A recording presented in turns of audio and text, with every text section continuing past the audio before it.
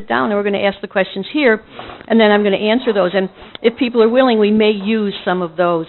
It's very interesting to try to see out what people want to know.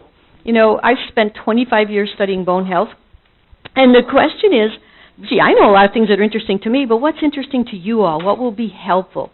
What will make your life easier and more wonderful? And so that's what I want you to be thinking about your questions. And if you said, I don't mind being on YouTube, I'll sit right up here and do it. And if you don't want to do it, that's fine. We can just ask the questions like this, and I can answer them standing up here. We find people in the big wide world now, about 100,000 people see that blog I put out every week. All of you signed up for the blog, have you? Well, if you don't, Jean Marie will get your... It's little weekly tips. We send an email. And 100,000 people get that, and when they're really impressed is when I talk with other people, when I talk with other clients or when I talk with other professionals. It's fun to see more than just me talking or hear more than just me talking. And the questions you have are the same thing the questions people all over the world have. So, we're going to start. This talk was entitled Taking Charge and Overcoming Osteoporosis and Osteopenia. And the first point to overcoming and really taking charge, in my mind, is information, is becoming informed.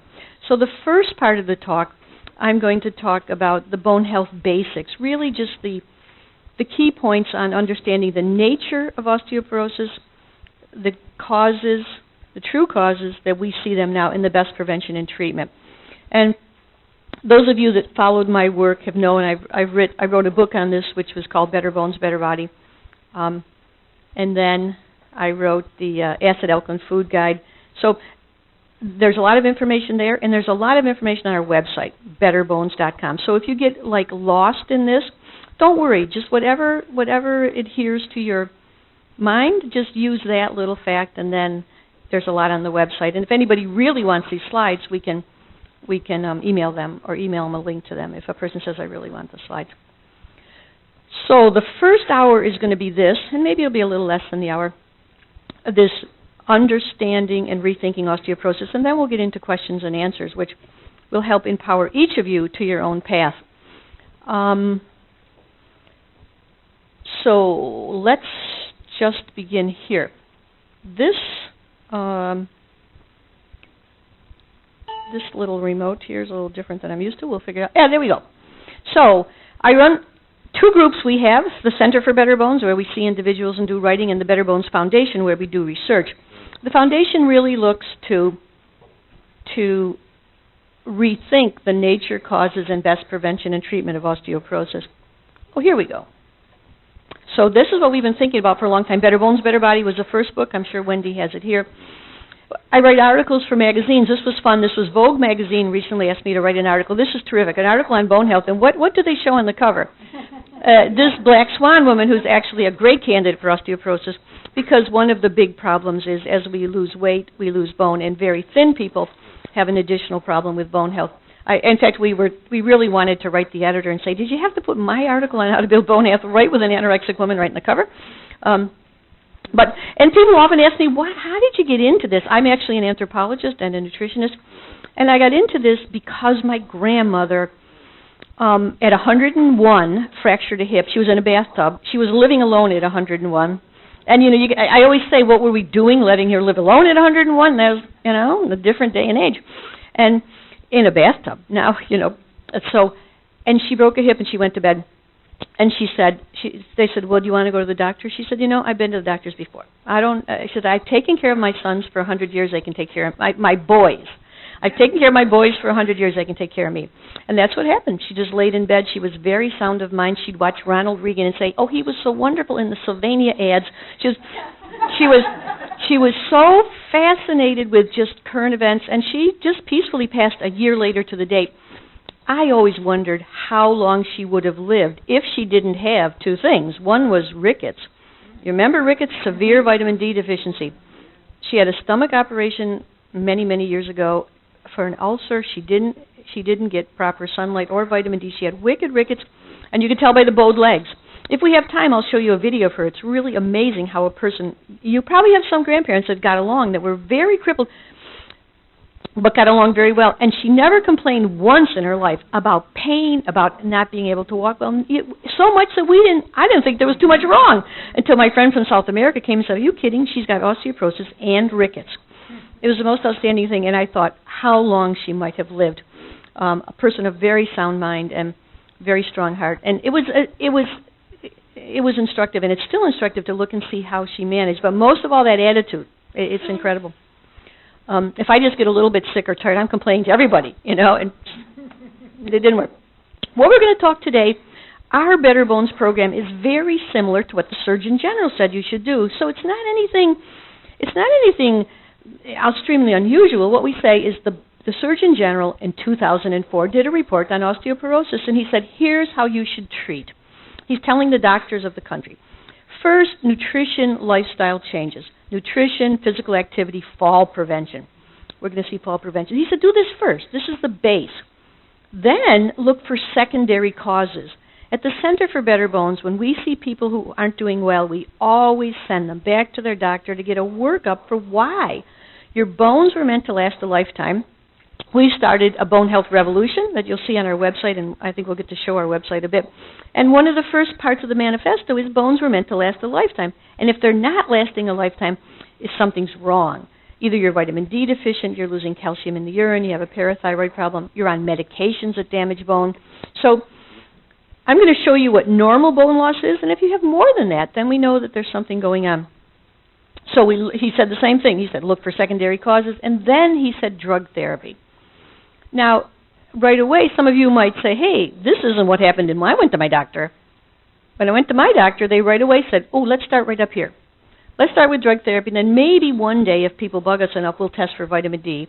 But this is what the Surgeon General said. This is what they're saying in Canada. This is what wise guidelines are, to start with the things to see how much you can recover health, and then only move into drug therapy when you need to do it. And so this is exactly the program we've developed. Just to start out, some basics about bone, kind of rethinking the nature of bone. It's pretty striking. Bone is twice as tough as granite for withstanding compression forces, 4 times more resilient than concrete in standing up to stretching, the ability to stretch. And actually, when you stretch bone, when you bend bone, that's when the signal is sent to build bone. And 5 times lighter than steel. It's a very, very strong tissue. And actually, we can do well with even a reduced amount of bone as long as the bone is strong and healthy. And this is what we always try to promote. Bone is complicated tissue. Just this is a little simple example of all the different types of bone tissue, all the blood that's flowing through it. It's living tissue that constantly changes. And one of the things we often think about, one of the components of bone on a more smaller level, are these protein ropes upon which mineral crystals sit. These are calcium phosphorus crystals. So it's really like a sponge made of protein upon which minerals sit. Okay? And one of the things I'm going to show you is an easy way to find out if you're losing bone right now is to test and see how much of this protein sponge shows up in the urine. Because when you lose bone, both minerals come off, calcium, phosphorus, magnesium, mostly calcium, and this protein. So there's a simple test that they can detect in the urine how much bone protein you're losing. It's called the NTX bone resorption marker. We use it all the time if you want to know, am I losing bone right now at this minute? I'll show you about that. Bone, what I'm most impressed with, and is that bone is very intelligent tissue. These are bone cells, and the interesting thing about this, right now in your body there's 1 million spots, 1 million spots where old pieces of bone are being broken down and new pieces of bone are being laid down. How does the body know where? If it says, how does the body know, let's build new tissue right here? It knows because it senses that that's weak, that tissue is being old, it's worn out, it needs to be replaced. It's like a concrete foundation. Every once in a while you get some damage. It knows because these bone cells are constantly communicating with one another. These bone cells, called osteocytes, they have tentacles, so they connect. Every bone cell connects to every other bone cell in the body. So you have this network of information that's constantly going on, telling where to rebuild new bone. And what we're going to see is how can you enliven this network of information. So it says, hey, let's really go to the spots that need repair. Let's really rebuild bone, new bone effectively. How you rebuild bone is this process of certain cells come in, called osteoclasts, and they're the dig crew. They sense, the body says, hey, there's a weak spot here, sends these cells to produce acid to break down bone. All the little calcium, phosphorus, proteins are recycled, and you get the whole built in the bone. Then other cells, after you do this excavation, you take the collagen, you recycle, all these parts are put back into fluid.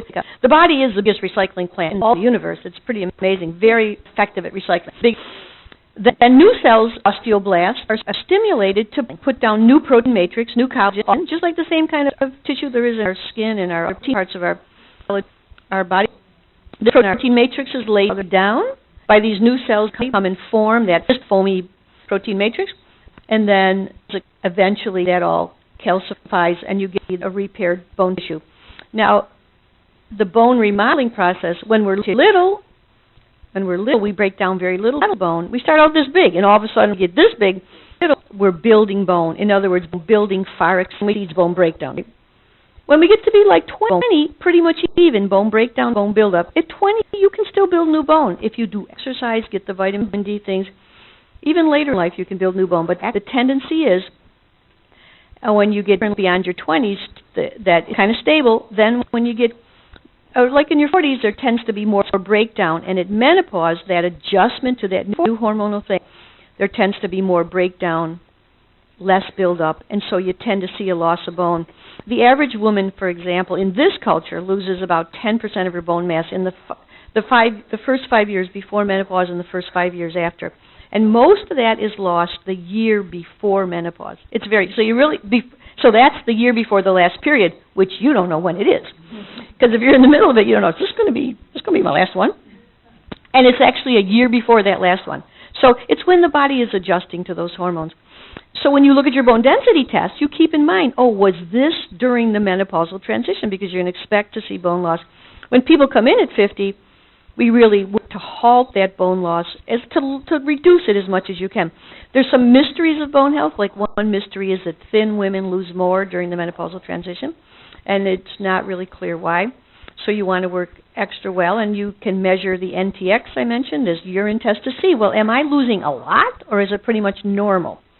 One of the things that's empowering is to know that there is normal bone loss. During menopause, there's that whole 10%, many people 20%. And then when you get to your 60s, the average loss is 0.5 to 1% a year. So you see that in your bone density, you know that's average. We see lots of people that stabilize and even build bone. That's our quest, even to keep building bone. But it's very normal. And you know what? If you don't do anything between 35 and 85, the average woman will lose about 45% of her bone and 45% of her muscle, and so will men. Yeah, it's like enough to make you want to go out and do a little exercise. It's good to keep it in perspective. But on the other hand, here's an interesting fact. What's the average age of hip fracture? 80. What's the average age of death? 80. So you know, most people, the average person is dead. You know, this whole hip fracture scare is really interesting because the average person is dead by the time of hip fracture. So you want to be able to live long and not and still have. And a very interesting thing, if you get into your 90s, you don't tend to fracture hips anymore. It's really very interesting. There's these unusual. It's not that it keeps getting weaker and weaker.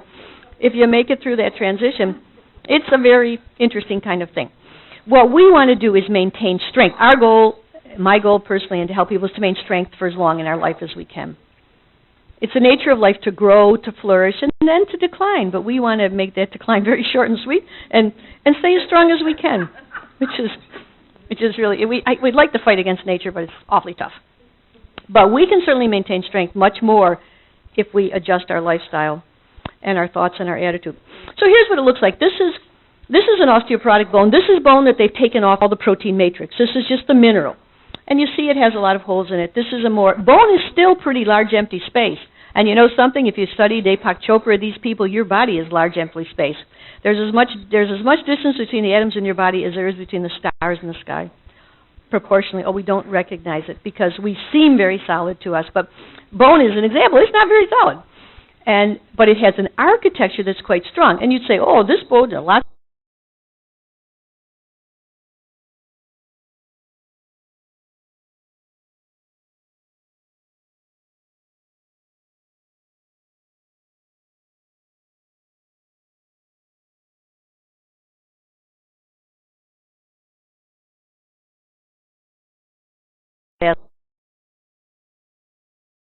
asthma. Can I get over this rheumatoid arthritis? Can I do other natural things? I happen to work with a very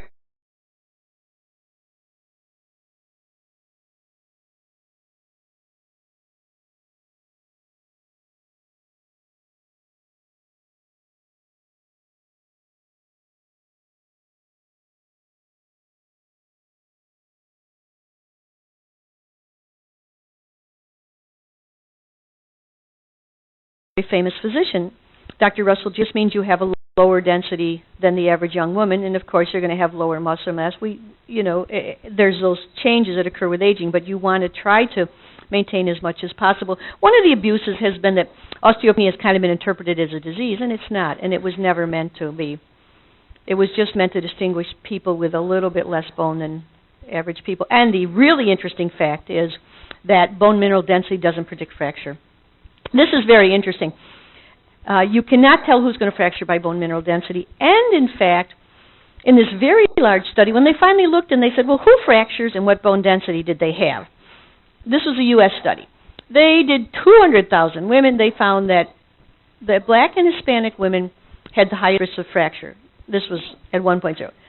I mean, say white and Hispanic women. White and Hispanic women had the highest risk of fracture. Native Americans had 80% the risk. Afro-Americans had 1/2 the risk, and Asian Americans had 1/3 of the risk. Now, what's strange about this?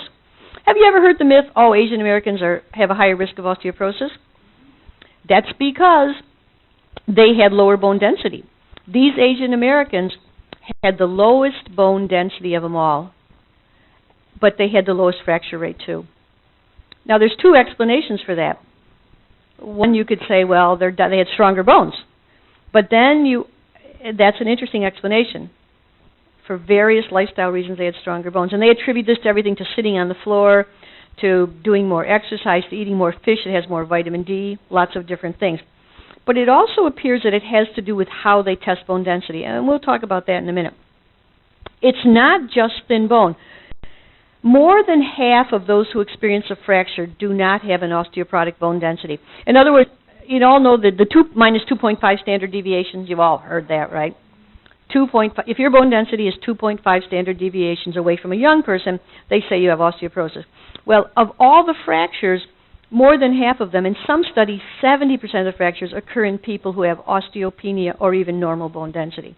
And so this is one of the things that really made them question, well, geez, there's certainly much more to fractures than just bone density.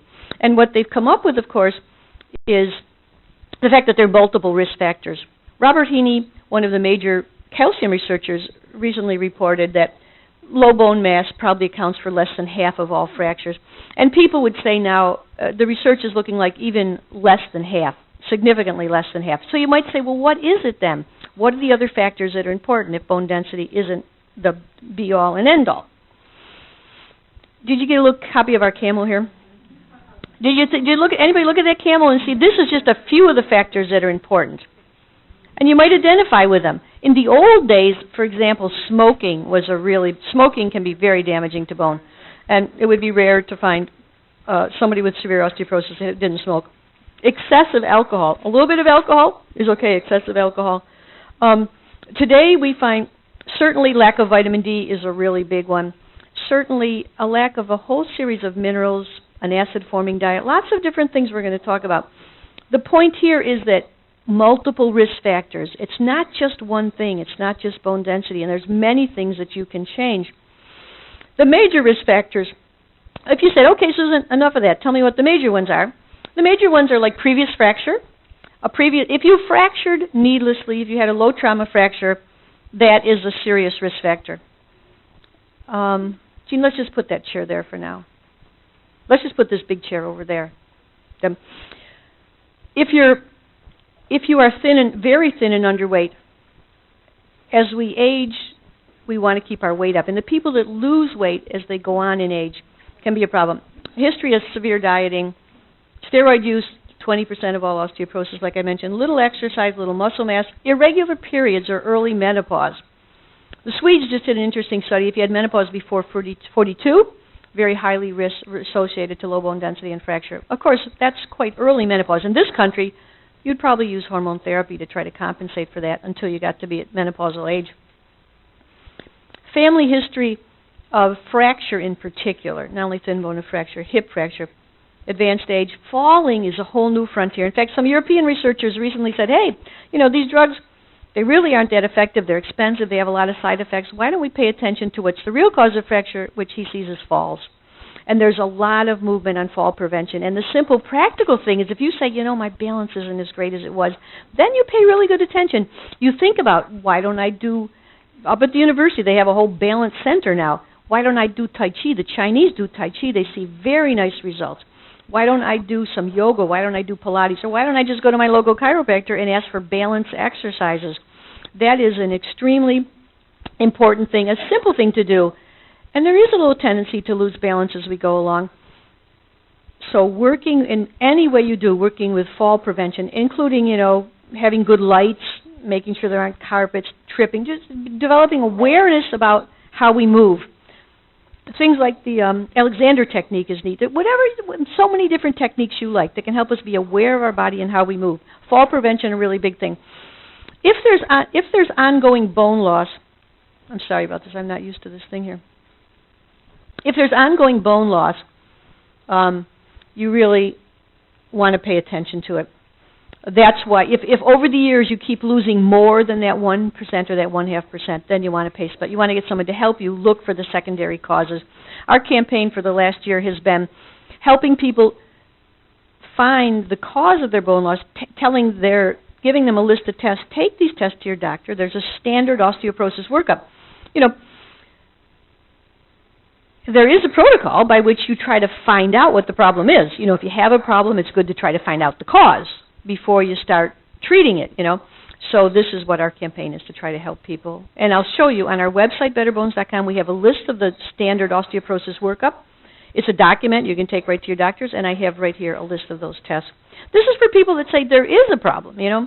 And we always say if the doctor says, you know, you got a problem and you should take drugs, then it's always good to say, well, if it's serious enough to take drugs, it's probably serious enough to do a workup to find out why. Is there any causes for the problem? You understand what I mean? And there's some very simple tests that are proposed by the Canadian government, proposed by our government. Just one more thing about risk factors. So this was a really fascinating big study. Looked at lots of people. This is the number of risk factors. You just had none or two, 3 or 4, more than 5. This is bone density. These are the people who had lowest bone density. These people had middle. These people had the highest. If you take the lowest bone density, the people with few risk fractures, they did not fracture. The people with 3 or 4 fractured more. It was the people with 5 or more risk factors that tended to fracture.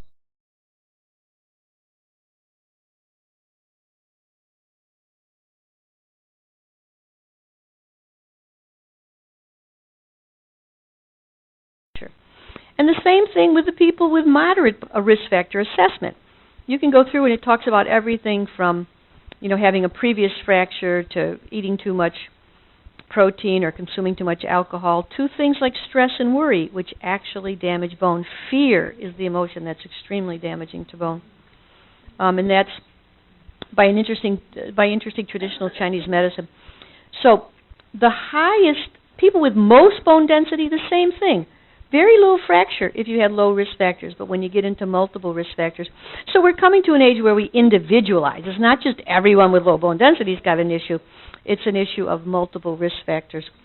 And if you think about it, what's really good to do is to take, if you're having an issue, if you're just here because you say, hey, look, I know that my bones are my infrastructure. I want them to be strong my whole life, and I want to live a long life, and I don't want to have my foundation give out. Then all the things we're going to take are really very easy, very simple to do the Better Bones, Better Body program. If you say, on the other hand, looks like I got a problem.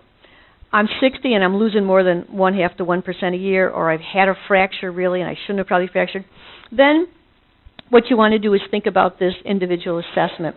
You want to think about what's going on in my individual case. This is when you ask for a certain few tests.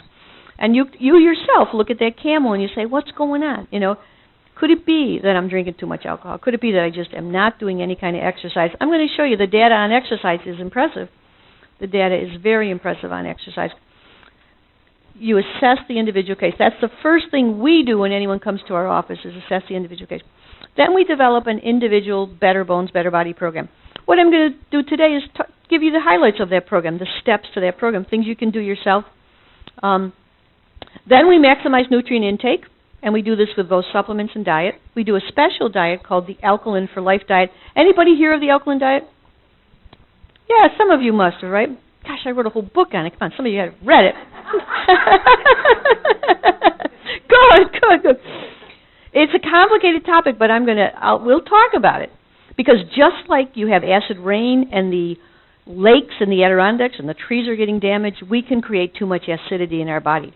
And we create that because of an imbalanced diet. Too much food that when we burn it up leaves acid. Foods like coffee, sugar, alcohol, grains, excess protein, most of our refined foods, where other foods balance off those acids. Anybody know what those foods are?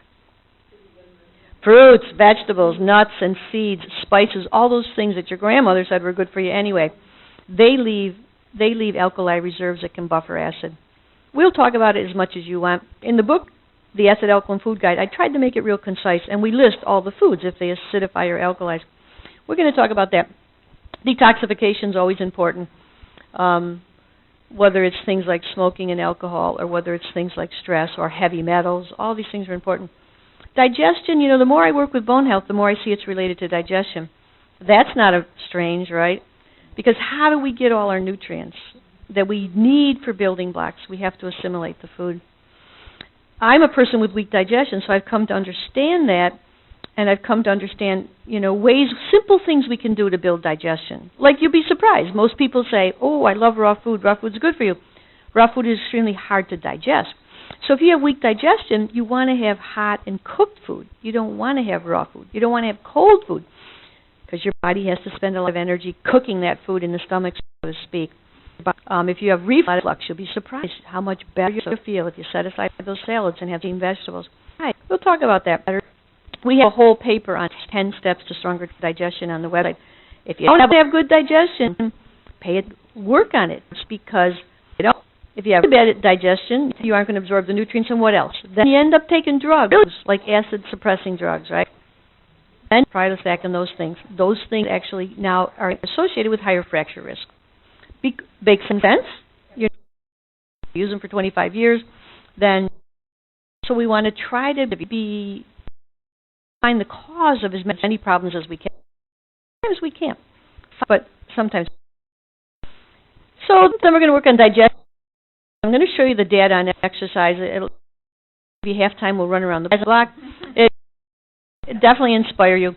And do you know what? You know, when you're young, the ovaries, and it's really true. If you who is not menstruating, who's menstruating, that is extremely, or who is irregular, that's extremely important. It usually indicates, in many cases, a deficiency of progesterone. Some of the major research prior from Vancouver says 25% of the young women in Canada and U.S. are progesterone deficient because their ovulation is not proper. They look like they have periods, but they don't. And this leads woman substandard bone building. And for the woman who says, I just couldn't get pregnant. I got pregnant, but I had all these miscarriages. And finally, they gave me progesterone suppositories. Anybody know a case like that? It's a very common situation, and that is a sign of progesterone deficiency, and it's likely that person has been progesterone deficient in their reproductive years. Early years is when you can build bone mass terrifically, but it is dependent on proper menstrual cycles. So that's a very good thing to pay attention to. And things like Chinese medicine actually have a way to heal, you know, not just to say take hormones, but even if it's taking hormones, you want to correct those early menstrual problems. But when we get older, the endocrine issue I'm really fascinated with is the adrenals. The adrenal glands, which are attached to the kidneys, in Chinese medicine, they're one gland, the adrenals and the kidneys. They control bone health. They control which minerals are going to stay in the body and which minerals leave the body. The kidneys and the adrenals are extremely important to bone health. And stress. Adrenals are what really responds to stress. You remember the adrenal hormones? Cortisol, the stress hormone. When you're driving in the car and somebody runs in front of you and you have this big jolt, these adrenaline, cortisol, these adrenal hormones. Like your get up and go hormone, but if they stay get up and going too much, they wear down the body. So one of the tests we always say, get a test for cortisol. Let's see if your cortisol is always high, you're going to be damaging bone. And the person often knows it because they feel stressed, they feel worried, I asked Geraldine Pryor once, how do you know if people have high cortisol? She said, it's easy. Two things. Ask them if they're happy and ask them if they have cold hands and cold feet. I said, wow, that's so interesting. So many of us don't even presume that happiness is a quality we'd even look for. So we want to cultivate happiness, and if we say, I'm really kind of stuck in the stress syndrome, you can easily measure cortisol, and you can control it with meditation. You can certainly have different supplements which help to lower cortisol, a lot of them actually now, because we're realizing that cortisol is a major mediator of bone loss. And cortisol actually corresponds to DHEA. DHEA is the adrenal hormone that's kind of the youth adrenal hormone. Actually, you can probably buy it on the shelves right here, but we don't recommend people dose themselves with that hormone, but you might get tested for it. If you say, I'm really stressed, and you test for cortisol, which is the bad guy, and DHEA, which is the good guy, adrenal hormone. And a lot of times doctors will supplement with, if DHEA is low, you should supplement. If it's not low, you don't supplement, but that can help with bone, because DHEA, after menopause, helps to produce all these other hormones, testosterone, estrogen, progesterone. So there are people who specialize in hormone therapy, and it's especially stress-related hormone therapy, I think, is very interesting. Cortisol and the adrenals. And how do we take care of the adrenals? We meditate. We do gentle exercises. We try to work with the tendency to worry. And there's so many resources now. Just the other day, I was going through a worry episode. So I started listening to Pema Chodron, who's a Buddhist. It's very nice stuff. Eckhart Tolle. You can go on YouTube. You can hear all these people giving these, and you scan them and you say, hey, this sounds good to me. I feel better when I listen to this. Feeling better is a sign you're in the right direction. My favorite is Deepak Chopra. Deepak Chopra's got a campaign now to help 100 million people transform their awareness to bring about world peace. It's the most very fascinating thing, and he has a YouTube channel called Chopra Well, which you can go and see. It's got all kinds of little lectures, little vignettes. It's terrifically uplifting. So you might say, well, Susan, you don't like that, but I like Christian radio. Whatever it is that you feel good, that is healing. So and now with this internet, we can expose ourselves to all kinds of people, whether it's Dwayne, Dwyer, whoever you like, that gets you back to that true nature, that true quiet within you, that true power within you, and away from this constant worry, which really can easily happen because we're so overburdened with information, and it's such a hectic life going on, and we're constantly reminded of so many things we should be worrying about. So then, of course, there's drug therapy, and drug therapy, just like the Surgeon General said, it's fine. It's fine. There's a place for it, but the trick with drug therapy these days that they're starting to realize is that bone drug therapy should only be really used if you need it, if you're at high. And what does that mean? If you're at high fracture risk. Why? Because one, there's too many side effects, and the doctors themselves are getting a little scared about this because there's too many cases of liability, saying, I pulled out a tooth and it rotted, I needlessly turned and I fractured a leg. These things they can happen. They're rare, but they can happen. And the other thing is that it's costly for people in Canada.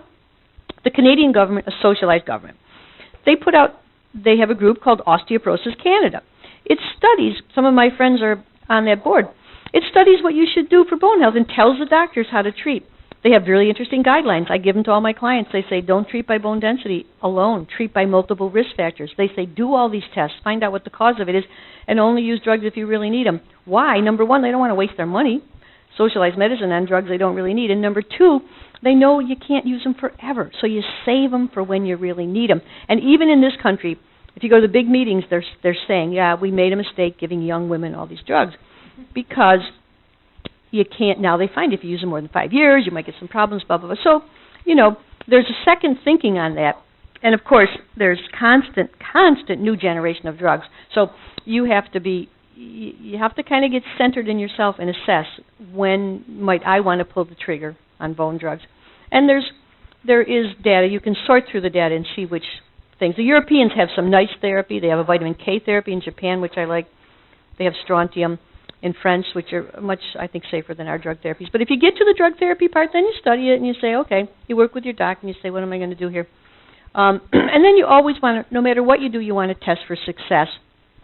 What people don't know is 15% of the time the drugs don't work. That is, they don't halt bone breakdown. And certainly our natural programs don't work for everyone. So we always test. You test by bone density, and how else do you test? Remember, the NTX, that little urine marker of bone breakdown. That test was developed to see if the drugs are working. They look at your urine and they say, is there too much bone protein here? If there is, you know that drug's not working. So you don't have to just take stuff and know if it's not working. You can actually test and find out if it's working. Okay, so we always want to test for success. This is the Better Bones, Better Body program. And let's just take a couple minutes and go through it. So step one, assess the individual case. You want to look at the overall bone status. You want to look at real fracture risk. And this is the thing you want to be thinking about. What's my real fracture risk? And the underlying causes of bone weakness. If you say, hey, I got a real risk. I was on the ice, I fell, and I broke my wrist. Well, you could always say, well, it was an unusual fall. And it's true, there are falls at certain angles that are always going to break. Or you could say, I really shouldn't have probably fractured. Then you say, well, let me see, what's the cause for the bone weakening? And you start looking at all the possible factors. These are the common secondary causes. What this means is things that can cause bone weakening. And this is what we suggest you have tested for.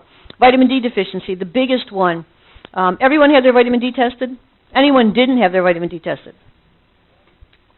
Good. Well, maybe we'll have one of you. Maybe we'll have somebody sit in the hot seat and tell me why they didn't. We have just written an article a few years ago for a medical journal really proposing and having good research to my mind that half of all fractures could be prevented with adequate vitamin D levels. And we're going to show you what that adequate level is. It's not a guess anymore. We know exactly what you need. And it is really kind of imperative now that the patient demand it. Many doctors are starting to do it, but you just have to go say, look, I want my vitamin D tested. It's really simple. It's been highly linked to a reduction in cancer, diabetes, heart disease, many things outside of bone health. And people just aren't getting the sunlight. We're totally dependent on vitamin D for sunlight. We can do a vitamin D talk sometime. It's very fascinating. It's the simplest thing you can do to improve your health and that of your family is to get vitamin D tested and to get adequate vitamin D. In fact, they look at hip fracture people around the world. 95% of these people are vitamin D inadequate. It's hard. In fact, I put out a challenge. Find me one case of hip fracture where somebody's not vitamin D inadequate. So it's a very powerful thing for bone health. And such a simple thing to do. And won't it be fun when we can actually test all nutrients? When we'll be able to say, hey, do you have enough manganese? When we really know the function of manganese and we have a way to test. We test for vitamin D by blood level, but we also know the function. If your parathyroid hormone's high, it's because you're low in vitamin D. There's functional tests. And I'm just writing a blog on that, actually, what research I'd like to see. And one is figuring out, if we can send somebody to the moon, why the heck can't we tell if you have enough manganese or zinc or copper in your body, or if the soils are depleted or not, the kind of things that... So, this urine loss of calcium. The doctors can do a 24-hour collection of urine and look at calcium. A number of people, 18% of people with osteoporosis, their kidney is leaking calcium. Anybody have that test, 24-hour? Anybody, if you had kidney stones, they do it for bone health or kidney stones? Yeah. Well, that's a very good doctor to start to say why. Because remember I said the body was a great recycling plant? Well, actually, the kidney filters blood all day long, right, to purify it. It filters so much blood all the time. Now, this is kind of amazing, that 10,000 milligrams of calcium go through that kidney a day. It's hard to believe it. We take a 500 milligram, it's constantly recycling. The good stuff it's putting in the blood, the bad stuff it's putting in the urine. But what happens, it's not that the kidney's bad stuff, but it's not that the calcium is bad stuff, but the kidney leaks some. It leaks. So the average person will have maybe 200 milligrams of calcium in the urine. But if you have more than 250 or 300, the kidney is losing it faster than you can absorb it. about 18% of the people with osteoporosis have this issue. So that's one of the standard tests we ask for. And there's ways to correct it. Lowering the acidity in the diet. An alkaline diet can help. Taking potassium citrate can help. And, of course, there's certain drugs they use. Parathyroid hormone, another hormone that can really cause bone loss if it gets overactive. It can happen because of vitamin D deficiency, or it can happen just because there's a strange tumor that grows. It's not malignant, but it causes it to be overactive. Anybody heard of parathyroid issues? Neither. Well, good. Forget it. Don't pay attention. Homocysteine. Homocysteine, this is another simple test to see if you have enough B12 and folic acid. This is a functional test to see if your diet is adequate. It's for B12 and folic acid, both of which are really important to bone health. Cortisol, DHEA, I mentioned them, right? These are, if you're high cortisol, you're losing bone. And if you're stressed a lot, you could very well be high cortisol. Take Tai Chi, meditate, forget everything else, go to Bahamas for vitamin D, and there you go. Ovarian hormone test. If you're premenopausal and you suspect that your hormones are off, it's very good to check them. Or you don't menstruate, or the kids aren't menstruating properly. Really look into it. That's important. Chronic low-grade metabolic acidosis, the long-term loss of bone. Over the long haul, we lose bone and we lose muscle because we're too acid. And the body cannot be acid because all our enzymes and cells depend on a particular pH. You die if you're too acid. So what the body does in exchange, it just takes its reserves, and the reserves are mainly in bone and in muscle, to put it simply. So if you tone up your diet, then you can preserve bone and muscle better. And you can know if you tone up your diet by measuring. We have developed, in conjunction with Dr. Russell Jaffe, a little pH test, first morning urine test. We actually have a little pH kit I'll show you, and Wendy's got paper. We've got little instructions to actually see what your... If, is my diet putting my bone in a good, my body in a good position to take care of itself? Okie doke. And then finally, the bone resorption markers, the NTX. We always say, people may come in, they may have a bone density 3 years ago. They have bone density today. They say, geez, over these 3 years, I lost 7%. I say, well, that's too much bone loss. Then our question is, okay, has that bone loss halted, or is it still going on? Right? Now, the doctor might say, well, come back in 2 years, we'll know.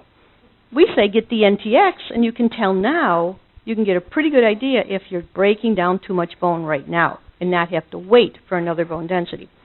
These are popular tests. The bone doctors will know about them. The other doctors might not know about them. You can order them on the Internet for $60 every place but New York. So you have to, New York, you have to get your doctor to order them. Oh, I heard there's some guy in California that's doing it out of his home. This is not such a complicated little test that my friend says, I could send you some kits. I don't think it's a good idea because one of the labs we worked with, big lab, we were doing research with these markers. We sent split samples. They were so bad that lab ended us paying $100,000 for that study because so you don't want somebody doing their basement because it may not be. You want a really high quality lab, and you want to collect it according to my instructions, which are on the website. It's a second morning urine, but we do 2 days in a row. So if you get interested in that, look up betterbones.com, look up the NTX test. You can search our website, and it has that information.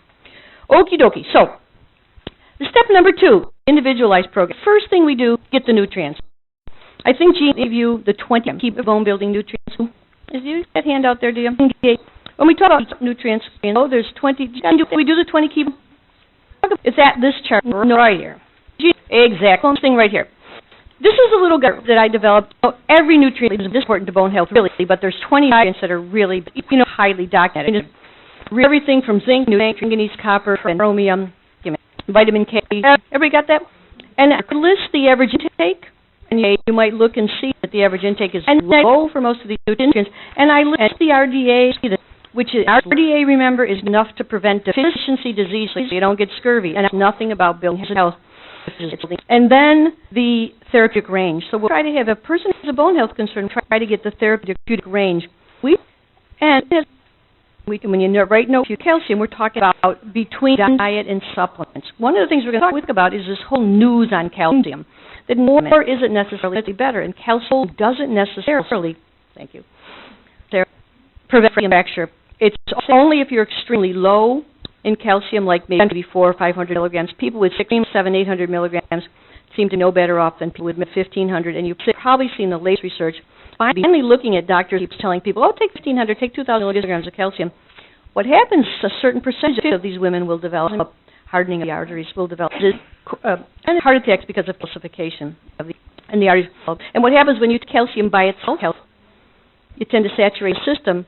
And if you do not have the nutrients that go with the calcium, and those nutrients largely are magnesium and vitamin K. Vitamin K is fascinating because there are types of vitamin K. K2 provides the one factor that prevents arterial calcification. We use K2 in every program. This was discovered from Japanese work. We'll talk a second about vitamin K. So the calcium story, though, however, is what are they saying now? 1,200 milligrams with diet and supplements. The supplement I make that's sold on the internet now has 800. And that's presuming a person gets 5 or 6 from their diet. We're going to lower it a little because most people get more in their diet. On the other hand, I'm a type of person, whatever, due to my speediness or whatever, sometimes I need a little bit more because I'll get leg cramps at night. See, so if you take the 1,200 and you say you take 1,200 with diet and supplements, the average non-dairy diet has about 500, right? If you say, well, I'm eating a dairy or two a day, so you just maybe need 500 or 600 milligrams in supplements. But if you get leg cramps or things like that, then you try taking some calcium, magnesium. Always take calcium with magnesium, as much magnesium as calcium if you can, or at least half as much. And vitamin K is extremely important. Vitamin K2. K2 is a vitamin that's produced by bacteria. So it's this from fermented soy. You've heard of this thing, natto, this Limburger cheese of Japan. It's a fermented soy product. This is how they discovered. People who ate that stuff, they had little osteoporosis and they had little heart disease. They said, wow, wait a minute, what's going on here? And now they've researched it, they've extracted it. That bacteria produces a very potent kind of vitamin K. Recent studies have shown that K2, 180 micrograms, K2 as MK7, built bone strength, improved heart health, and increased bone density, but it took 3 years. So with these natural therapies, you have to pay attention. You need, a series of, you need time. Yeah. Yeah, what we're going to do in the question and answer, Wendy's going to bring in some of her stuff, and we'll actually go right over it. One big problem, I don't know how many women in this room have it, but underactive thyroid, they're not supposed to eat soy. So options for... Well, yes, and I got to tell you, not many people eat natto because natto tastes horrible. And my secretary won't let me bring it into the office because it smells so strongly. It's like a Limburger cheese. So no one really... The Japanese eat it, but they don't like it, yeah. It's very... and it's a fermented soy. It's a rotten soybean. It's very slimy. And traditionally what they did is they take a chopstick 300 times to stir it because that gets the enzyme active. Now they say you can do it just 30 times. It's funny. You look at these traditional systems, are really very precise. But that thing is very hard to eat. Yeah, but apropos that, if the one group of people that shouldn't use vitamin K is people on Coumadin. Because Coumadin is a drug that thins blood, and it actually is an anti-vitamin K substance. So if you take a lot of vitamin K, your Coumadin is less effective. So vitamin K, you always are careful with that. You don't use vitamin K with Coumadin, except with a very knowledgeable doctor. They know how to handle that, but that's an important thing. So we want to get all these 20 key nutrients. Some nutrients we don't think of. We don't think of vitamin K, very big bone builder. K1 is from the green leafy vegetables, and we're loving the vegetables because they alkalize. We love them because of the vitamin K. But K1 is not as potent as K2, and K2 is produced by bacteria. Cheese, aged cheese has K2. People who eat aged cheese have better bone health, and they look at European studies. True cheese, not American cheese, that God knows how they make that. But cheese reminds you of the green slime in the burgers, right? Well, true fermented cheese. In other words, cheese is 1 or 2, 3, 4 years old that they actually ferment. The bacteria actually work on that cheese. It'll say how many years old it is. Aged cheese, true aged cheese. We have some cheeses that are like 1 or 2 years that you can actually get some nice... if any people remember the old timers, there's a delight in a real sharp cheese, and that's my dad, they used to have a store, and he said they would have these wheels of cheese up in the attic. They'd be all covered with mold and everything like that. They'd leave them there several years, and then they'd get that stuff out, and that was a very delicious cheese, a very creamy, sharp cheese. You remember that, right? Yeah. Yeah, well, it's a really superior cheese, and they still do it in Europe. We just got into all this fast stuff here. Aged cheese will have it. Sauerkraut has it some.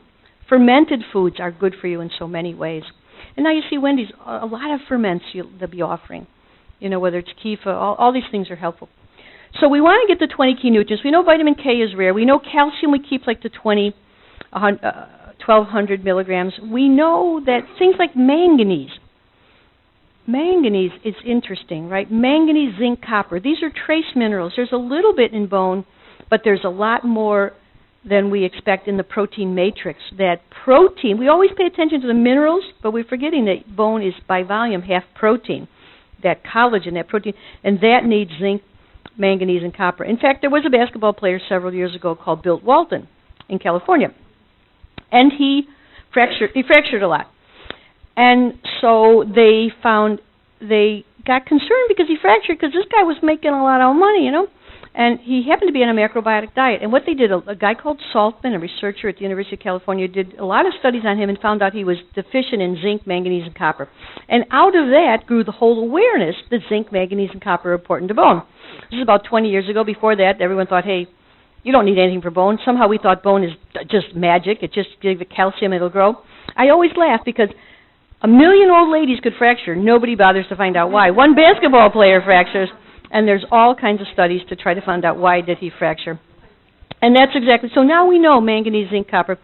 So all those nutrients, we can't judge your individual level, but we can say, get the therapeutic level. It's not going to hurt if you get them in water-soluble form. You get them in a citrate, which is very good because it also alkalizes. Then you have that as like an insurance program. A colleague of mine did a study in Europe. The one thing he found common with all people with fractures was manganese, low levels of manganese. So it's one of those nutrients we don't think of. Just go by our guidelines, try to get something, you know, at least the RDA, maybe a little bit better towards our therapeutic.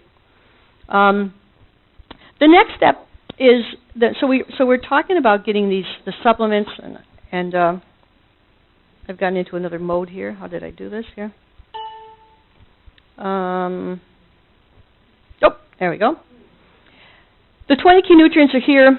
As I said, look at the therapeutic range. Try to see that you can get those. We'll have a discussion about that later. Vitamin D, I often like to say, what's more important than calcium? Anybody think vitamin D is more important than calcium?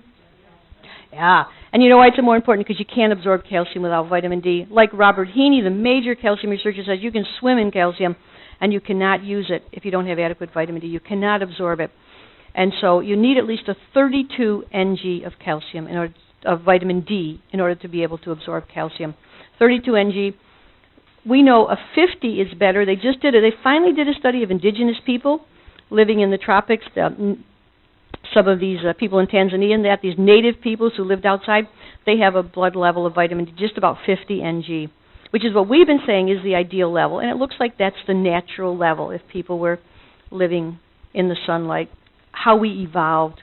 We know that below 32, you cannot absorb calcium adequately, and you will not be able to maintain excellent bone health. I think vitamin K is going to be shown. In fact, some European studies show that vitamin K, markers of vitamin K adequacy, you see your bone protein doesn't get formed right if you don't have vitamin K, and those markers were more effective than calcium markers in predicting fracture. So vitamin K, again, speaks to the fruits and vegetables. They're really important of all the green leafy things. Potassium, again, really high in all the fruits, vegetables, nuts, and seeds. Potassium is extremely important to bone. You know, it's interesting. Potassium, the RDA for potassium is 5 times that of calcium. We don't even think of potassium. But potassium we need much more than any other nutrient. And we get it from fruits, vegetables, nuts, and seeds. And you know how many servings of fruits, vegetables, and nuts and seeds you need to get to have the recommended 4,700 milligrams of potassium? 13.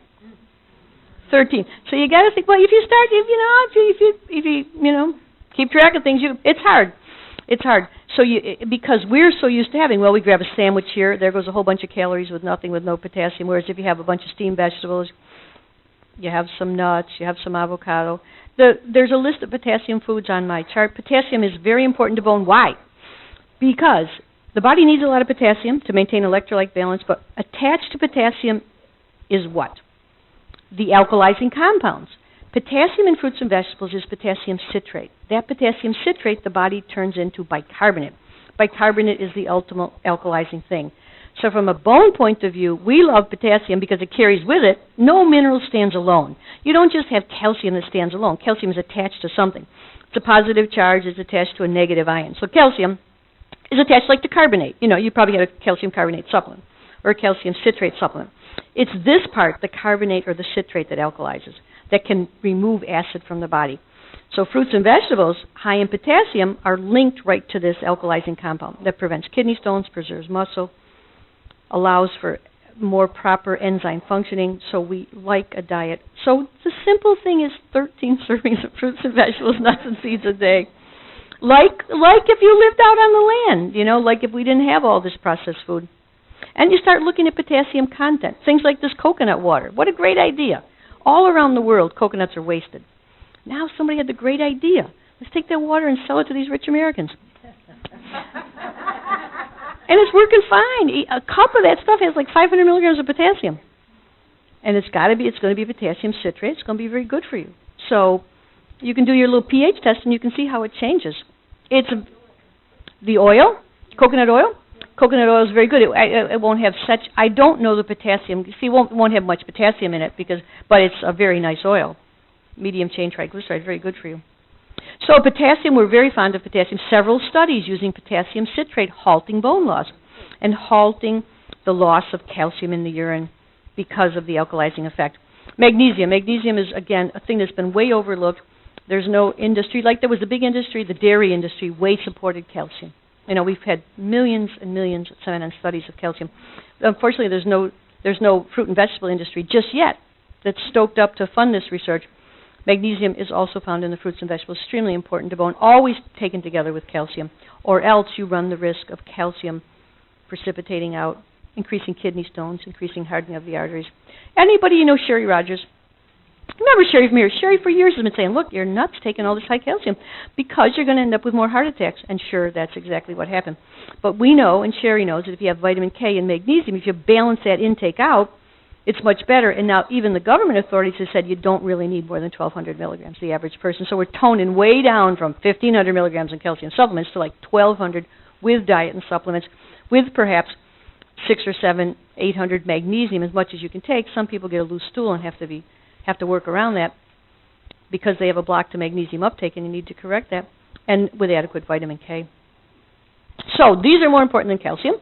Vitamin D rules. Hard to read that. Vitamin D, essential for calcium absorption. Reduces fracture. Even the conservative studies giving people any dose of vitamin D. I love this. They look at these studies. They're taking 400 units. 400 units won't do anything. And they say, hey, but it still reduces fracture by 20%. 20% is as good as a lot of these drugs are. Many of the studies show a 50% fracture reduction. Vitamin D is simply the simplest thing to do. Strengthens muscles. In these studies, what do they find? They find people fracture less than a month of taking vitamin D. So they're scratched in these nursing homes. How can it be? You know why? Because people don't fall as much. It affects, vitamin D also affects the muscles. Why does vitamin D affect so many things? Because it's really not a vitamin. Vitamin D is a hormone, right? Vitamin D is a substance we call a vitamin. We produce it in the body from sunlight. We call it a vitamin because we can eat it in food, like a few foods, like fish. The body takes that substance, which it produces from sunlight exposure, only certain sunlight. Like we're coming to a time right now when you can't even produce it because we don't have the right slant of the sun. It's time to head to Florida, right? You know, or better yet, someplace where there's less traffic. But so, what you do is you take that vitamin D factor, you produce it. The cholesterol factor turns it into a hormone. That hormone is what is every tissue in the body practically is affected by that hormone. That hormone serves as a turn-off switch to cancer. If you have enough vitamin D, that hormone allows for calcium absorption. So what does the body do, being infinitely smart? It says, well, I only got so much vitamin D. How am I going to use it? It's going to use it for survival first. So it's going to use it to absorb calcium because you will die in a flash if your blood calcium isn't right. Blood calcium regulates nerve functioning, heartbeat, so the body is always going to keep that stable. That's why having your calcium tested, I mean, it's important for some persons, but it doesn't, the body's going to keep that straight or you're going to die, a very narrow range. So this says, well, let's use this vitamin D to absorb calcium, keep that blood calcium stable, because I want the system to live. Then it says, if you got a little extra, what does it do? It strengthens muscles. If you got a little extra, what does it do? It serves a turn-off switch to cancer. What if you got a little extra, what does it do?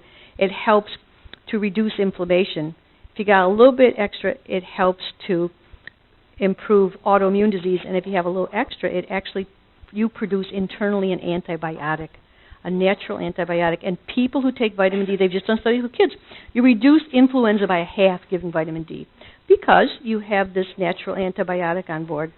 So it's the wisdom of the body is if you don't have enough, it'll use it for what it has to. But if you have enough, they found studies, some of the studies show a reduction in breast cancer, 20, 30, 40, 50%. And even if you're diagnosed with breast cancer, your level of vitamin D at the time of diagnosis is important to your recovery. It's a very fascinating. You can look at a website called grassrootshealth.org. Or is it .net? Grassroots Health, you'll see it.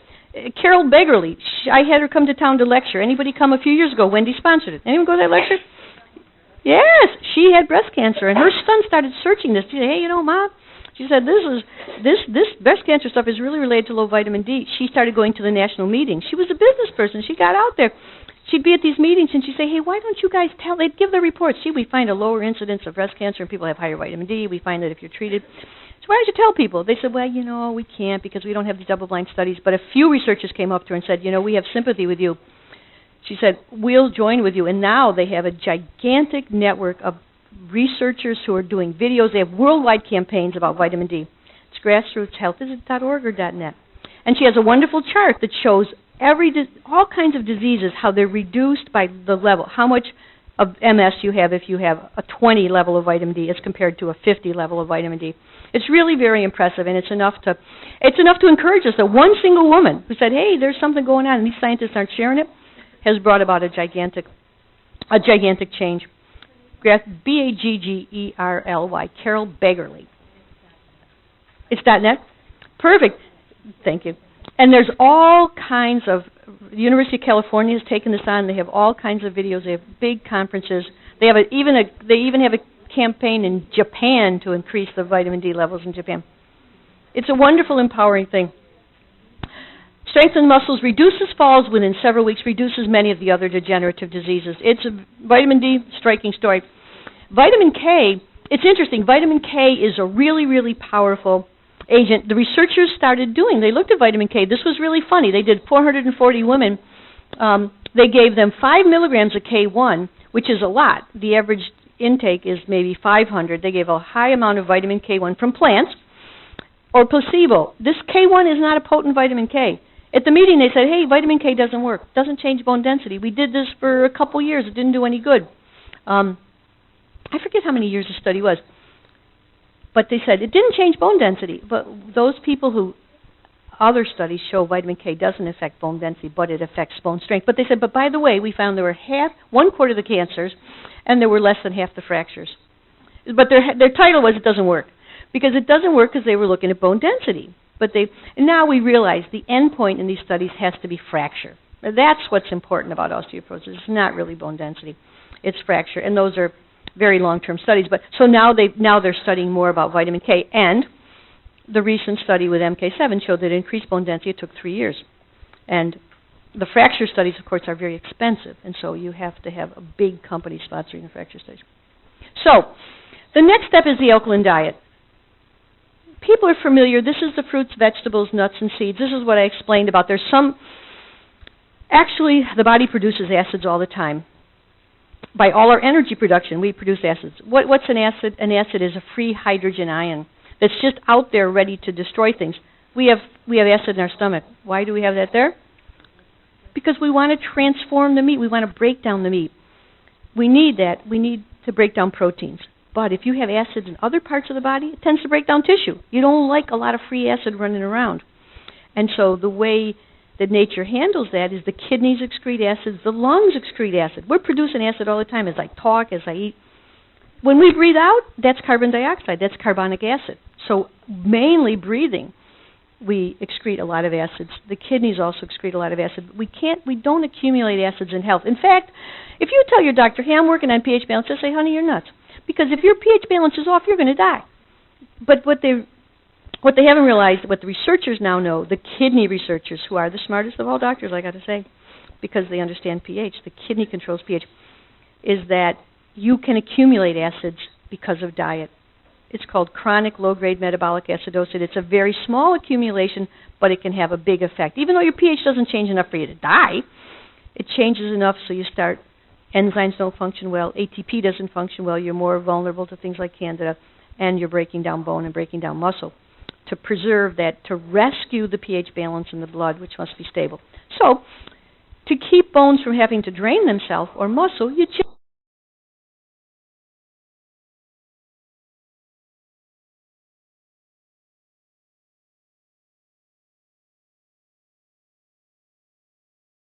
have a diet that is high in vitamins. What do we eat? Is we roots, nuts, and seeds, grubs, whatever there was around. So we had the traditional diets, prehistoric diets. They estimate 85% were base forming, had a lot of plant life in it.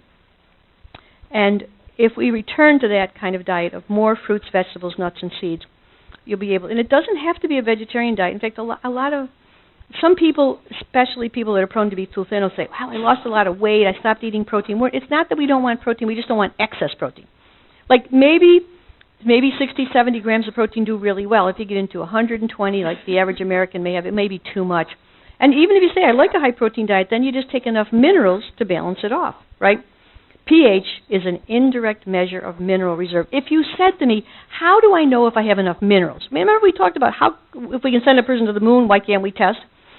Well, a simple test is the pH test, looking at your first morning urine to see if it's 6.5 to 7.5. That is a sign that you probably have enough minerals, because minerals are attached to buffering compounds. Got it? You know more than the average medical professional in the country. Got it? And it's so important to us that we produce a pH kit. We didn't bring any, but you can call our office. We'd be happy to show you about that, so that you can learn to measure your own pH.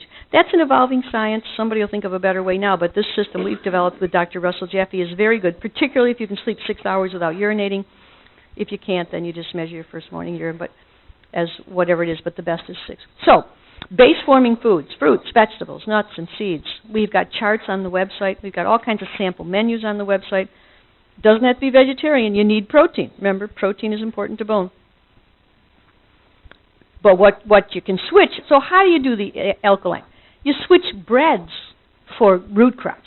So you say, I have sweet potatoes, baked potatoes, yams, I have squash. Those things alkalize where the breads don't. So you say, okay, let me switch that. You say, maybe I have flesh food just once a day, and maybe I have beans the other time a day, and kind of, do moderate kind of protein. You look at things like are very acid forming, like colas. Probably nobody here drinks colas anymore. That's such a direct route to diabetes that it's like scary. So you look to all those kind of processed foods, and you say 2 cups of vegetables for lunch and 2 for dinner. That can be a simple guideline. How can I get 2 cups? Anybody doing that now? Very good. Yeah. You steam them up. What do you do?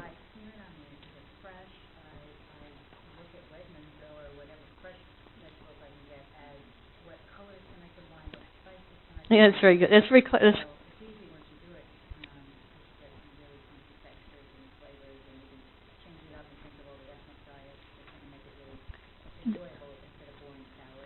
Yes, that's a great, and the salads are a little, if you have hearty digestion, but now that we move into winter, even people with hearty digestion should have cooked vegetables. That's right, so you get 2 cups of vegetables for lunch and dinner. Think about switching the grains to root crops. That'll get you a long ways. So let's see, what else we got here? So, and the reason of this is bone, we think bone is important because it gives us structure. It allows me to walk around, it keeps us from being a jellyfish, right? The skeleton. But there's a more important function of the skeleton, and that is to provide pH balance, because to serve as a gigantic reservoir for alkali compounds. Because if you didn't have that, you would die very quickly. The pH must be precise. The body has to maintain a very precise pH, or you die. And so, it's got a big reserve of minerals that are attached to alkalizing compounds to call, just like it's got a big reserve of calcium. Blood calcium has to be very specific. It wasn't random that nature put calcium in bones. It's because you need to have that reserve. But and every day you take out 500 milligrams, put it into the blood, and you hope you're putting 500 milligrams back into the bone. So more and more we see the body has priorities, and the priority is survival. And if you nourish the part of the body that's a storehouse, which is bone is your storehouse. If you nourish the storehouse, then you have a better chance of going through lean periods or tough periods or through the night when you don't have nutrients. So the body produces a lot of acids, but it must be alkaline, and the way we do it is the fruits and vegetables. This is our little pH test tip. This is the next topic of detoxifying, anti-nutrients. You're all familiar. This is a little simple picture of them. Smoking, a big one. Smoking damages bone. The interesting thing, one of the blogs I just wrote, if you stop smoking, your bone will recover. So that's a very hopeful thing. And in fact, if it isn't a blog we've written yet, where it's coming up very soon, it tells you how long you have to be smoking before you recover. Drinking, same thing. When I first wrote the book, I said, hey, alcohol's bad for bone. Then guess what? Then I started looking at the research really carefully, and people who have 1 or 2 drinks a day actually have better bone health. I'm still scratching my head because too much alcohol is toxic. It could be these phenolic compounds, but it also probably is that people just have an attitude adjustment, feel happy for a couple hours a day. I don't know. But definitely, so moderate drinking is not a problem, but excessive drinking. This whole thing of cola is very pernicious. Young girls who drink colas fracture more. It's a very good thing to work on correcting. And if you have that habit, work on it. Coffee, again, 1 or 2 cups of coffee can be God's elixir, but too much coffee definitely will damage bone. And again, we have another version of the famous soda pop here, which now, this is like the old-fashioned little bottle. Now everybody buys a liter or something like that, which is incredible. So you got your Camel. One of the things we're going to do is take a minute, take a break, go over this Camel, and just you might think, we're going to maybe pair off, chat with somebody. What simple things could you do to reduce some of these burdens on this Camel, whether it relates to nutrients or whether exercise or lack of sleep or digestion? Again, 10 million people have poor digestion. That may come up on your Camel, and you may say, I really need to try some of this eating more in a peaceful place, sitting down and eating, chewing the food carefully, having hot and cooked food. Just awareness is very healing. Attention is very healing. Let's do exercises. We're almost getting to the end of this. Exercise, I love this. It says, the handle on your recliner does not qualify as an exercise machine. And, exercise, it is striking. It is striking of the importance of exercise to bone health. This is just a little chart showing this idea, change in bone mineral density on one axis and exercise on the other. And you see that people with low exercise, all of their bone density, whether it's the spine or the hip or the arm, is much lower in people that don't exercise. There's really quite a direct correlation. Some of the studies, they took large, 61,000 nurses. They looked at them for 12 years. This is an observational study. It's not a clinical trial, but it's pretty impressive because it's a lot of people. Postmenopausal women who walked just 30 minutes a day had a 40% reduction in hip fracture risk. So if you got up today and just walked a half an hour every day, you reduce your hip fracture risk by, and you probably have a much better chance of living to the age of hip fracture, which is, the researchers said, geez, you can solve this problem. You could cut hip fractures in half if everybody just died 10 years earlier. So we got a choice there. If you want to live that 10 years longer, you want to pay attention. And so 30 minutes a day, very nice reduction. Weighted vests. Whenever I see thin women, we always suggest weighted vests because they did a little study. So they said, okay, we know, how do you build, why does exercise build bone? In fact, Jean, I don't know if we brought, we didn't. I have a DVD, an exercise DVD, and half of it is discussing how exercise works, and the other half is an exercise program. But what happens is when you impact, like when I walk like this, right, there's an impact, and that impact sends an electrical current and a message to the bone to build. So the more impact you have when you walk, that's why like hopping, we say hop 100 times a day, because hopping puts an unusual jolt, and that causes bone to grow. So they said, well, just how much do you have to walk to maintain hip bone density as you age, right? So they looked at a lot of people, and they said, gee, they wanted to see if this 10,000 steps, you've all heard about 10,000 steps, that 10,000 steps is a really good thing to do. So they said, well, 10,000 steps allow you to maintain hip bone density. So they do the study, and they find out that if a person weighs 140, 150, whatever, they didn't need 10,000 steps. All they need is like 5,000 steps. That would, because there's such an impact. But if a person weighs like under 120, they needed 18,000 steps. And it's impossible to get 18,000 steps. So what did the researchers say? Take weights, wear weights. And long before this research, a doctor in Oregon, Christina Snow, started using weighted vests. And her conclusion was they did this for 5 years with people. After 5 years, the improvement was significant. Exercise was as good or better than either estrogen or Fosamax for preventing bone loss. These women who wear a vest maybe a couple hours a day, certainly when you walk outside, it's a great idea. or when you, many people just wear, you can even wear it around the house. It's very powerful if you're strong enough to wear it when you're doing exercise.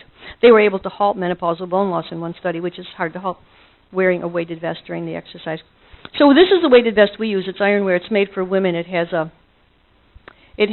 no weights on the breast. There are some other, we have two kinds of vests. This is one of the most popular things on our website, these vests, because it's a great exercise tool. There's some other nice exercise tools that cause, like an osteoball you pull, and why does that work? Because impact is one thing, but the other thing is the tendons pulling on the bone. You know, you got the muscle and then the tendons attached to the bone, and when you pull, the tendon pulls on bone. Well, that tendon pulling on bone causes a stretching and a bending of bone, and stretching and bending of bone also sends a signal to build bone mass.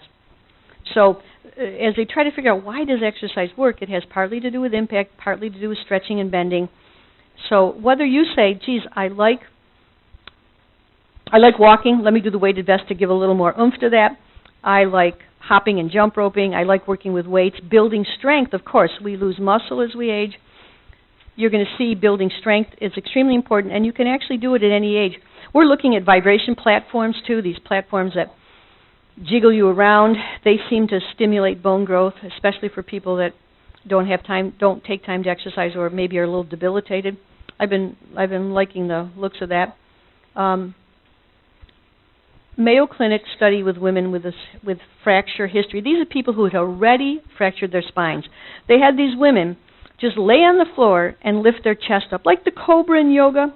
But, Gene, we should remember next time to have a picture of this. But so you just lift the chest up, and that was able to, they did it like maybe 20 times a day. They eventually put little weight packs on their back, actually significant weight packs. We have people do it with a weight vest. And these people had already fractured before. Simple back strengthening exercise over years reduced incidence of new spinal fractures by 2/3. So even if you say, oh, I already fractured, there's nothing I can do, there's lots you can do. And these particular exercises, a good physical therapist can help you building back extensor exercises. And if you search our blogs, if you go to betterbones.com, you'll find pictures of these exercises. Very impressive work at the Mayo Clinic from known physical therapists. They really looked at what we do with exercise. So if you do nothing special, I was wrong, between 21 and 89 and 40% of their spinal bone mass, men will lose 30% of the bone mass, and men lose 60% and hitting harder with the muscle mass. This is enough to say, maybe I should do something, just wait and let nature take its course. Exercise. On the other hand, you can always, Professor Evans, famous guy, interesting guy, you know, who worked with him is Mim Nelson. She's got this book, Strong Women. What's it? Strong Women. Right. She's got several books. She's been very, and what they show is that they showed that a 65-year-old, they made 65-year-old people as physically fit as the 30-year-old people training them with strength training, and they made 95-year-olds as strong as 55-year-olds.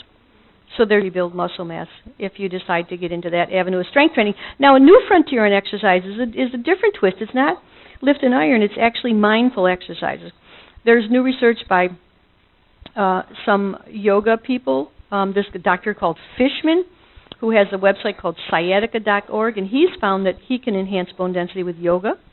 And he has 10 yoga postures that he has on his sciatica.org website. If you just search yoga and osteoporosis, there is that stretching, right? That's stretching. And even if you say, well, I'm doing a yoga posture like this that puts a lot of weight here, that's double weight. That's weight bearing, double weight. So yoga seems to be really effective. Tai Chi, the Japanese and Chinese have studied a lot. Tai Chi is very effective for balance, for building strength. And I personally think the mindful exercises are very nice and certainly more appropriate as we get older because they also reduce cortisol, reduce anxiety, reduce the stress response. So things like Tai Chi, Qi Kung, yoga, where we actually have an intention of quieting our mind, being in touch with that inner peace within us, they're finding that extremely beneficial for bone. So you have all kinds of exercises you can choose from. Just choose something. In fact, that's what we'll do at our break. Everybody's got to choose something. They got to choose something in the exercise realm and vitamin D testing, if nothing else. Okay. Promote endocrine health. This is what we basically see that is really helpful in this step is the stress reduction, is to work with the repair deficits. That the body would be in perfect health all the while, except we don't repair appropriately. And so we know that we need lots of nutrients. We need to keep inflammation down. We do that with antioxidants. That's why we like all the fruits and vegetables, but there are a lot of nice antioxidant supplements. In fact, we're producing one right now for our program because it's very important. You know what a great antioxidant? Here's one. Tomatoes. Lycopene. New research shows that 30 milligrams of lycopene does a lot to halt bone breakdown, and what it is like 1 cup of tomato sauce. So if you're the type of person that can have a little soup of tomato sauce every day, that can be very, very helpful. Lycopene is extremely helpful for bones, and because of its antioxidant, anti-inflammatory quality. Allergies and hypersensitivities. We try to deal with all these. You try to deal with all these problems. If you have pain, you have inflammation. And inflammation is repair gone wrong, right? The body's trying to repair a tissue. It's digging out old tissue, but it's not successfully replacing new tissue. And this is where you need to boost the antioxidants and try to get to the cause of inflammation.